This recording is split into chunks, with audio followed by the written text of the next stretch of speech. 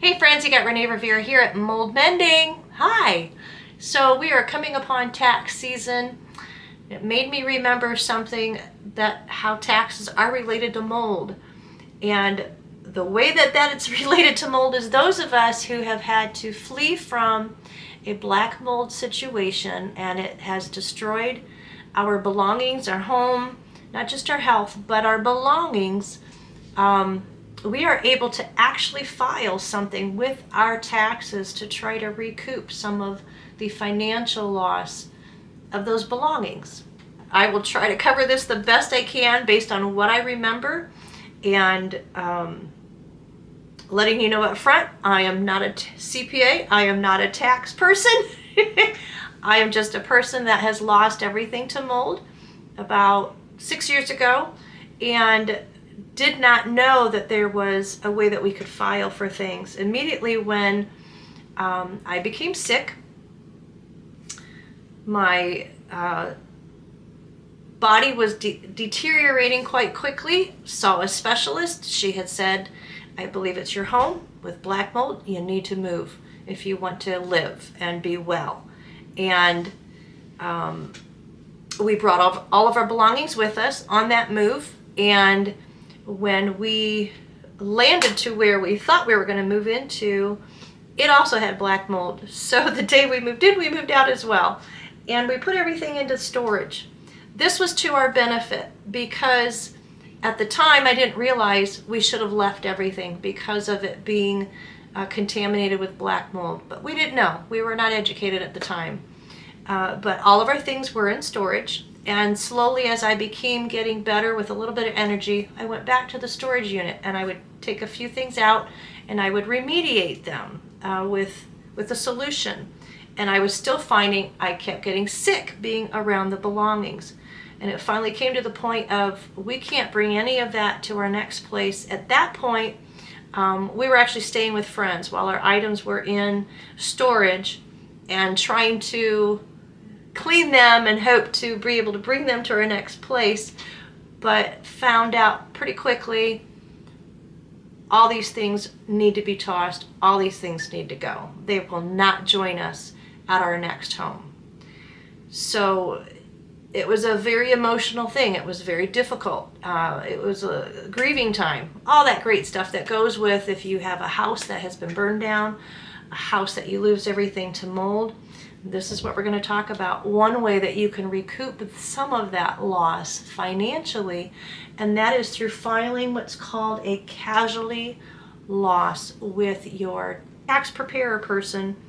You give them a holler and say you want to file a casualty loss form. And the nice thing about that too is if you find out about this, say 3 years after you've had that mold loss, you can actually do what's called an amend. You can amend your taxes from the year that you filed them. Like for us, it was the year 2016, and we filed, I don't know if it was a year or two later. So our tax preparer person created the paperwork, and it amended, basically it updated the taxes that we filed from the year of 2016, when we discovered all those things were a loss and such. I ran and got my packet. I had a pretty big one. I called it Mold Loss, original numbers, and then the resale numbers. And I've got a pretty big package here. This package that I'm showing you, it's probably on one end about 3/4 of an inch thick, just with papers written out one-sided of each area of the house that we had to move out of quickly, and all the things that I could recall that we had in our home, the things that we had purchased. I also grabbed our tax packet that showed all of the pieces inside of the amended taxes for the tax year 2016.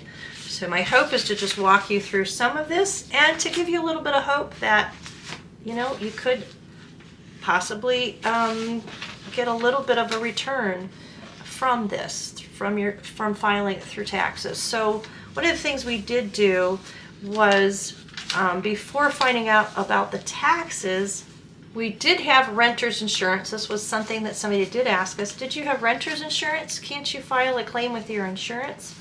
Well, where we lived, when you signed, it was apartments, and when you signed your contract for the apartment, you also got this packet about mold. Didn't think anything of it when we moved in. That should have been a telltale sign that there were issues in these apartments. But you got this nice several page packet that informed you all about mold and that they were not going to be responsible for any mold damage to your health or to your belongings, and you signed that as part of your rental agreement. So there was not an option for us to go to our landlord and hold them accountable for the loss, nor did we believe that we could go through our rental insurance. But that's something for you to, if that's something you want to pursue, go talk to your insurance person and see if that's different. But at that time, when we were in Seattle, Washington, we had an amazing tax preparer. We used a company called Security Tax Services out of Everett, Washington, and I can leave their information in the comments. And they prepared this amended thing. So we approached him, Bob was his name, and we said, hey, so you know we've moved, you know that we lost everything, and we want to find out, can we file anything in order to gain something back? You know, this is similar to a fire, and I know that people can file for fire loss, but can they do that for mold loss as well? And he came back and said, absolutely. So he told us we need to make a list, all the things that we lost to mold, to the mold damage. What did we throw away? And so I began making a list. I was like, do I have to have this typed out, or can I hand do it? And I was very sick at the time too. I just did not have the energy to sit down and make an Excel spreadsheet of everything. That was just too crazy, too much for me. So I grabbed, you know, a spiral notebook and a very large one, and made sure that was specifically just for when I remembered something, I would write it down.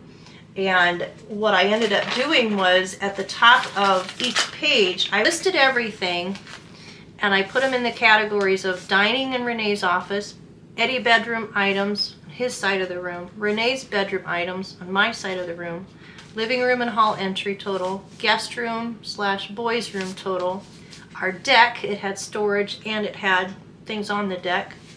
My husband had photography gear, so we listed all that. Everything in the bathroom and the laundry, our garage and our storage, and then the storage was the garage, and then kitchen gear, and then we made the total. Then we sent that to our tax gentleman, Bob, and he said to file, this is a message he sent us, to file a casualty loss, we need to determine the value of the item you lost before the event, taking age and condition into account, and the ultimate value after the fact, taking thrift store value into account, simplifying things that would be your actual loss. Replacement value does not apply here. Can you help us make those numbers clear? So when we made the full list of all these things, I wrote down what it would cost us to go to the store and rebuy it. I went back through, I had an original number on one side of the page, and then I've got what it would be to go a Goodwill, the Goodwill value of the items. And then I totaled each page's total, and then of course printed out and sent it to our guy. So we kept all the originals for our own records. So kitchen, if we were to buy it all full value, it would have cost us $21,000. But we're only able to take the resale value, and the resale value ended up being $11,400 for many of our kitchen things. The unfortunate thing is me with my mold illness, I couldn't bring in anything used. So we were still at a huge loss and had to purchase everything new from a store, not from a secondhand, not from Goodwill, and not receive things from other friends' homes. So that made it quite of an expensive ordeal for us. Okay, so once you have your list and you have your totals, and that is sent to your tax person, then they are going to fill out a form 4684, Casualties and Theft. Okay, what they're going to do is write down, it says description of properties, and then you would put down property A, and our gentleman wrote down household items and family clothing, comma, various. He wasn't going to list everything, at least on the tax form, but he did have photocopies of everything we hand wrote and our totals. So you do need to have both numbers, because in line 5, it says fair market value before casualty or theft, and then the fair market value after casualty or theft. So he's going to fill out these numbers based on what you submit to him of the value, your list, and then he's going to then do the math, because you subtract line 6 from line 5 and you find out what is the value then. Then at line 17, you've got that number, and you go to the very bottom of the page and you actually have to enter 10% of your adjusted gross income from Form 1040 from the year of the taxes you were doing, and that would go in this line, and you would deduct that from the casualty loss. And so you have the very bottom line of Form 4684, you've got a number to work with on line 18. Then that number from the 4684 form, you're then going to go to a Schedule A, Form 1040, an itemized deduction list. And down on number, in the middle of the page, it has casualty and theft loss. You will put your number from the bottom of your Form 4684, the casualty and theft loss, whatever that final number was in line 18, you're going to apply that to line 20 on your Schedule A form. You fill that in. Your tax preparer will then work out that page. You then go to page 2, and that number at the end of page 1 in line 29 for your deduction is then going to be applied to line 40, which is another itemized deduction line. And this is page 2 of your 1040, and now we'll then have number 29's number applied to line 40. Then they do the math, and they get down to adding up lines, making deductions, all that good stuff. So then they finish that paperwork, okay? And they've now updated your 1040. However, now you need to get a form that's called Amended U.S. Individual Income Tax Return. That's a Form 1040X, okay? For us, this is what we did, because again, it was 2 years later. We've realized we could apply for this. So this is an amendment. So we're going back from 2018, and we want our numbers changed for 2016, where the loss occurred, the year that this mold damage occurred. And so he filled out the regular tax return, but now we're doing a 1040X, which is the amendment to it. We are going to update the numbers. We're going to adjust them. And so the way you do that is under income and deductions on the 1040X. You're going to go in line 2. It says your itemized deductions or standard deduction, and it has 3 columns. Column A says original amount, and it's going to have everything listed. Your tax preparer will do that. Your original numbers for your income and deductions, your tax liability, and your payments, original numbers.